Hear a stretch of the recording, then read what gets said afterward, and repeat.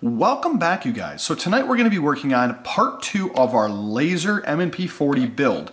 Now, if you haven't seen part 1, I would recommend you go back and watch it. If you've been following the channel for quite a while, more than likely you've probably seen part 1, but if you're new to the channel, take the opportunity, go back and watch it. I better explain in part 1 the detailed version of what we're going for and kind of the overall image. So what we're going to be doing on this part of the video is we're going to be finishing it. So let me just quickly explain to you exactly what's going on. I'm going to grab my pen over here and just kind of walk you through this step. So first and foremost, what we want to do is we want to do a lot of the similar work on the side as what we have on the top. However, we don't have as much room. So let me explain to you why we don't have quite as much room. The deal is that we don't want to cut any holes up here where the barrel locks up, because then we're going to have a chance, or we'll be taking a chance, I should say, in the future of cracking the slide. So we want to make sure we have a nice area of lockup. And the deal is here is that we've done a detailed pattern that steps down lower and lower and lower, but it's not actually cutting a hole through here, okay? So we don't want to happen to run a pattern across here where this side is not fully cut and then this side would be fully cut. So we're just going to move this pattern forward. Now, by moving this pattern forward, therefore we have less distance between our cut area, which would be from the front to where we are back here because of the barrel. Now, one of the other reasons we have a little bit less material on the sides to work with as far as length goes is because on the inside of the slide actually starts to do a turn in right here. And the reason it does that is because there's more material in the front for structural support over time, making sure that it doesn't flex and crack and things like that. So what we don't want to do is we don't want to run a lasered pattern way up here in the nose section and then it's almost twice as thick. So what that means is it's going to take 2 or 3 times longer to cut that same hole as it would through the side, and also the clarity through it, if you're looking at a tin coated barrel or something like that, may not come out quite as accurate as the other part because the walls are thicker. So we're probably going to work somewhere in this general area, somewhere between here and somewhere between this general area. Now, the other thing that you're going to notice is on the top of this slide we have a double set of trapezoids. So we basically have one here, a pair, and then we have a pair, then we start going into this. We're going to be doing one long one on each side, so it's going to taper back, so it'll taper like this, and it's going to come up, it's going to taper back up, then it's going to come back, and then on the front of this it's going to have a line, a line, and a line, which would be very similar to these cuts. So on this side we'll have like cut, cut, cut, which would kind of be like, if you looked at the V here, it'd be this half of them. And then of course on this side we'll be having the exact same pattern. So this will go towards the nose, so like 1, 2, 3, then we're going to come down, across, back down, and then back up.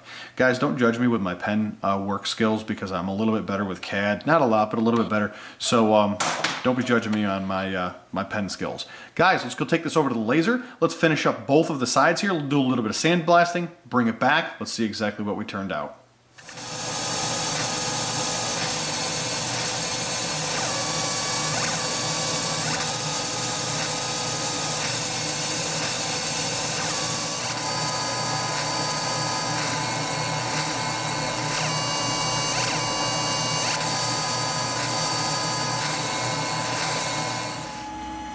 Alright guys, this is the slide that killed my last fiber laser. Now, there was a part 1 of this. I would encourage you to go back and watch it. I apologize if some of what I'm saying now seems to be a duplicate and or maybe a repeat of what we already discussed in the beginning of this video. It's been about 45 days since this was under the laser. So since at the beginning of this video you guys watched a little bit of laser work. That was on the old laser. We're going to finish up on the new laser, but we transitioned out of the dead laser, purchasing a new one, getting it in, getting it set up, making sure it functions correctly, now getting the slide under that new laser. So we've had a big gap in time here since when we started the clips of the first part of this video and when we're going to finish this out now. So once again, I do apologize if it seems as though some of the stuff has been repeated, but what we're doing here is we did a step down, okay, pretty deep. We did hole, hole, hole, and then of course we were going to do window here, and then on this side we're going to match it up right up and through here. We're going to have the exact same thing. So guys, let's get you over to the new tri-fiber laser, and let's complete this project once and for all. Let's go ahead and get that final product. Let's see exactly what it looks like, and let's move forward.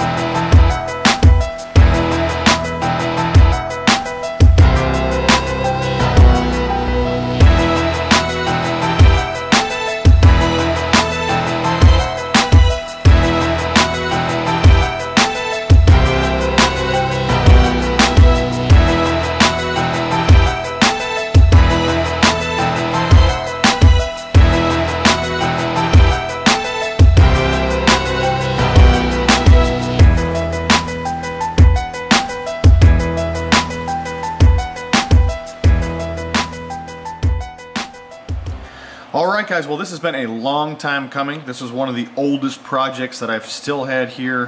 One of those deals where the communication between the individual and myself was limited, so therefore it took a significant amount of time to turn this out. And then of course we destroyed the fiber laser working on this slide, so that was a very interesting time as well. So guys, let's just do a real quick recap of exactly what we did.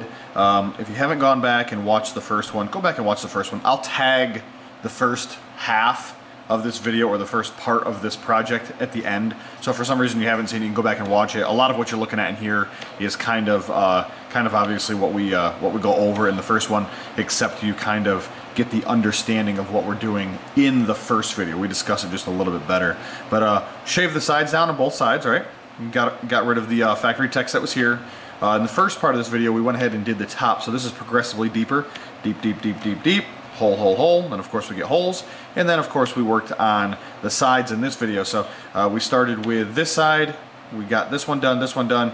Most of these done, and then all of a sudden this one killed the laser. So it was one of those deals where we automatically stopped work, had to order our new laser. Tri-Fiber came in, we resumed that work, and we turned that work out. So one of the things I want to discuss here, and I'm going to move this light a little bit closer as we kind of just discussed this a little bit more in depth, is that when you cut through material that is different thicknesses, like for instance the top is significantly less thick than the side. So what you get is you get a nice square even cut like that. As you start doing the sides, what ends up happening is it ends up tapering in to an angle. So we come down straight, but as we change the focus on the laser, we get tighter and tighter and tighter. So therefore it's more of like a tapered, or maybe kind of like a pyramid drop in design. So I have my flashlight here. We're going to explain this a little bit better in detail. This is a lot of the stuff that maybe you guys don't know about lasers. We don't see a lot of other people out there laser cutting stuff. So I'm just trying to educate you guys just a little bit more. But basically what we're going to do is we're going to turn this light off. Hopefully we'll get focused all right for you guys. So you can see how the holes on the bottom here, they're just not really all that deep. Okay, so in other words, they're not all that wide, I should say. The depth is the same, but see how they're not that wide? So if you look at the top, then you look at the back side, because they're even on both sides, you're going to realize that they're almost kind of like pinholes. Now, of course, we do actually have holes through here. I mean, we can see through here. There's a little bit of media in there, so you can see the black hole from the sandblaster a little bit there. And of course, we can see this side. But the idea behind it is that they're not as deep as maybe what you would get if you were cutting it with like a CNC, something along that line. You know, a CNC is straight down. We're not going to get that taper-based cutting. So it's just a different style overall. And the other thing to understand is that this wall thickness on this slide is like almost a quarter. So you're talking, this is almost a quarter thick, and this is like not even an 1/8 inch thick on the top. So it's definitely a different process overall. You start getting into fine cutting or slim cutting, something that's really small, a really tight niche pattern, and you start end up getting into those issues where the laser doesn't necessarily want to open that pocket all the way up. And of course, when you do something larger, like we have here in this parallelogram, it ends up coming out where the walls are still tapered. You can still see that. But since the hole is so large in the center, it doesn't seem to affect the overall pattern. So it's kind of hard to describe, but overall, I'm very pleased with it. Guys, of course, I took you guys some pictures of this. Let's go ahead and take a look at those pictures, and let's just discuss a little bit of the new stuff that's going on here with NCEngravers. Alright guys, well hopefully you enjoyed this content. I do apologize about it splitting over the course of several weeks. It just happened to be one of those things where that was the project that ended up killing the laser. So at the end of the day, we had a little before, a little after, a little from the old laser, a little from the new laser. So it was just kind of one of those weird builds, but I definitely want to turn it out to you guys. I had a lot of people that reached out to me that were like, hey, are we going to see number 2? What's going on? And that was one of the reasons why we didn't get that content turned out quite yet. But the other thing I want to talk about is a little bit about what's going on with us. We're going to be doing the Raleigh Gun Show on the 5th and 6th, which is coming up here in just a couple of weeks. If you're local to North Carolina, local to us, come out to the show, ask those questions, put your hands on some of the stuff that you haven't seen, put your hands on some of the stuff that you've seen in the videos. So really cool opportunity in both directions to see some stuff that maybe we haven't demonstrated yet, and to also look those projects over as if you've already watched the videos of how they've unfolded. So that's a pretty cool opportunity. Now, this happens to be a customer slide. We did not do a build video on this. You guys have seen that I had a gun with this knurling done down on the sides, and of course mine had some knurling on the top and things. This one actually has a logo on the back. Really cool idea. Just happened to be another one of those visions that the customer had that I executed. And what you're going to be seeing pretty soon is that this pattern is going to make its way onto the web page, which will be exactly as you see it here. So knurled sides. Of course, we'll either offer it with the single pocket or the top 6 cuts, and then of course the side windows will be here and the other knurled side. Now, we may have a couple other opportunities here to add a logo here and or knurl the top.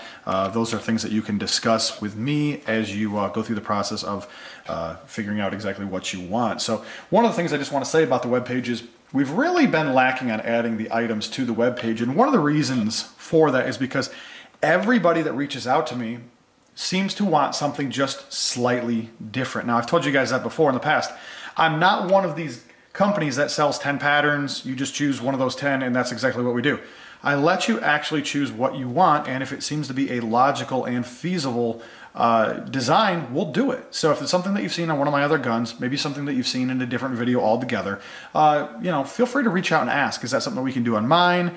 Is it something that we can mix and match? I like this pattern, I like that pattern, can we put that together? That's one of the reasons why you don't happen to see a lot of stuff for sale on the webpage, because sometimes those patterns only meet certain needs for certain customers. So that's just not me. That's just not how my business is geared around. That's not how I'm overall running my business. I'm more of what would be a customization shop. I'm not just cutting slides and calling it customization where we only offer the same things over and over and over again. So that's just not me. So one of the things is we get a lot of requests for the shields. That's one of the reasons why you're seeing that here.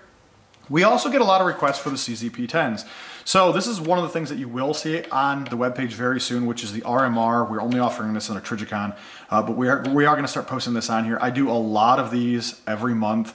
Lots of people reach out to me. They say, can we get it cut? Can I get it colored? We are going to have that on the webpage as 2 different items. So you'll be able to purchase the cut as an item, so add that to your cart, and then you'll be able to purchase the coloring as an item, so add that to your cart. So, and then we're going to have a couple of different options for you to choose your colors, but feel free to go to the contacts tab, talk to me direct. You're not required to go through the process of the webpage and actually checking out. It's more of just giving you some samples. If you'd like to, feel free, but if you don't, reach out to me and we'll discuss your project exactly how it unfolds. So some people like to have their CZP-10s turned back just raw like this. They're going to handle the cutting themselves. And then of course we have other people that want me to go ahead and turn out the coloring for them, and all they have to do is put that RMR on and basically put it back on the frame and they're ready to rock and roll. So we have a couple different opportunities of how we can get that work turned out to you. But guys, follow us over on Instagram. We got a lot of cool things going over there. We've posted that we're going to be doing a new Spyder AR-15 lower. We've done one in the past, which was specific to a customer. We're going to be taking parts of that and putting it onto the new one. We're also going to be having new stuff on the new one as well. So it comes out being one of those where it's going to be a whole new design, something you guys haven't seen before. That's going to be pretty cool. We also still have a Spyder gun that we're going to be doing as a Glock. So we're going to be tying in the lower frame and the slide as a overall web gun or a Spyder gun. So that's going to be also something that you're not going to want to miss. We're definitely going to be building that, and that's going to be a house gun. So at the end of the day, there's no budget on that, which means the sky is the limit on what we're going to probably do to it. So the other thing you can expect to see here is a lot of color work done by the laser. So this is kind of something that's new to the market. We're going to be doing that. So we're going to be adding the blues, the yellows, the golds, the reds, and stuff like that to some of our projects. We're going to, a matter of fact, today I had to run some color on one of these. And when I did it, I ran a panel here, which was some coyote tan. And the idea was just to see how the color would come through on the stainless on something that's already Cerakoted. So we're definitely reaching out. We're trying to get new on the market as far as doing some stuff that maybe some of the other companies haven't done. We're going to start getting into that Cerakoting, you know, slides, then bringing them back to the laser. We're going to be running, you know, color through the Cerakote because we have the opportunity to do that versus some of the other companies that are out there that are catering to the needs overall don't have the ability to do that. So that'd be pretty cool to be able to take a slide like this and draw some blue up to the surface or some gold and some things like that. So definitely some cool things headed your way as far as new content, and really Instagram's the place to be. And of course, Facebook is where we're going to be and when we're going to be. So you're going to see those dates on our Facebook account. You're probably going to see the content as well. So if you don't follow us on Instagram, it's okay. A lot of that stuff gets transferred over to our Facebook account anyhow. So you're not really going to be missing a whole lot of stuff. On occasion, we'll post something on Instagram that doesn't make it to Facebook, but most of the time it's posted on one and it also gets posted on the other. So feel free to reach out to us from either of those sources or directly at NCEngravers.com. At the contacts tab, fill out that form. Let us know what you want to have done. We'll go ahead and start moving forward with your project. And guys, have a good one.